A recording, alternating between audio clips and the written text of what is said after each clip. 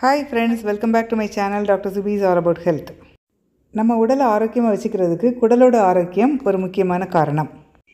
குடல் ஆரோக்கியமாக இருந்தால் தான் செரிமானம் நல்லா இருக்கும், உடலோட எதிர்ப்பு சக்தியும் நல்லா இருக்கும், மனதும் அமைதியாக இருக்கும்.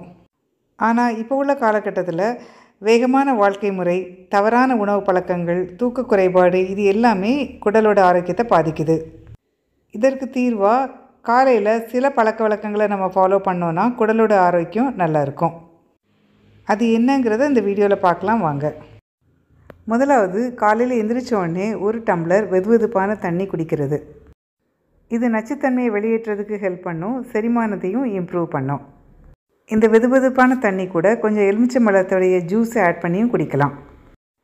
காலையில் எந்திரிச்ச உடனே சின்ன சின்ன பயிற்சிகள் பண்ணுறது, யோகா பண்ணுறது, மெதுவாக ஒரு வாக்கிங் போகிறது, இது எல்லாமே குடலுடைய மூமெண்ட்ஸை இம்ப்ரூவ் பண்ணும், செரிமானத்தை இன்க்ரீஸ் பண்ணும்.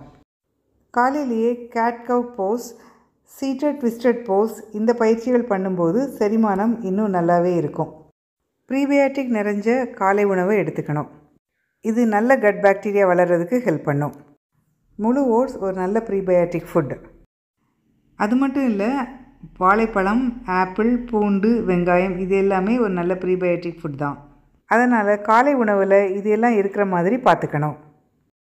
அடுத்தது, ப்ரோபயாட்டிக்கை உணவில் அதிகமாக சேர்த்துக்கணும். ப்ரோபயாட்டிக் ஃபுட் அப்படின்னா தயிர் சேர்த்துக்கலாம் உணவில். Fermented foods like idli, dosa இதையும் உணவில் சேர்த்துக்கலாம். இது குடலில் நல்ல மைக்ரோபயோம் மெயின்டைன் பண்ணுறதுக்கு ஹெல்ப் பண்ணுது. காலையிலேயே ஹெர்பல் டீ குடிக்கலாம். இஞ்சி டீ, புதினா டீ இதெல்லாம் சேர்த்துக்கலாம். இது செரிமானம் ஈஸியாக இருக்கிறதுக்கு ஹெல்ப் பண்ணும். அதிகமாக காஃபி குடிக்கிறத அவாய்ட் பண்ணணும். அடுத்தது, மைண்ட்ஃபுல் ஈட்டிங். அதாவது நம்ம சாப்பிட்ற உணவை மெதுவாக நல்லா சவச்சி நிதானமாக சாப்பிடணும்.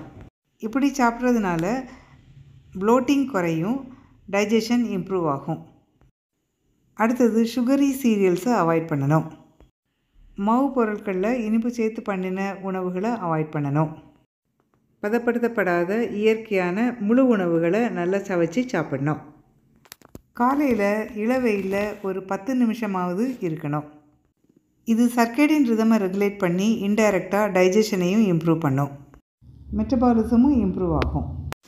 ஃப்ரெண்ட்ஸ், இந்த டிப்ஸ் எல்லாம் ஃபாலோ பண்ணி குடல் ஆரோக்கியத்தை மெயின்டைன் பண்ணுங்கள். ஓகே ஃப்ரெண்ட்ஸ், அடுத்த வீடியோவில் இன்னும் இன்ட்ரெஸ்டிங்கான விஷயத்தோடு உங்களை மீட் பண்ணுறேன். Until then, take care, see you, bye bye.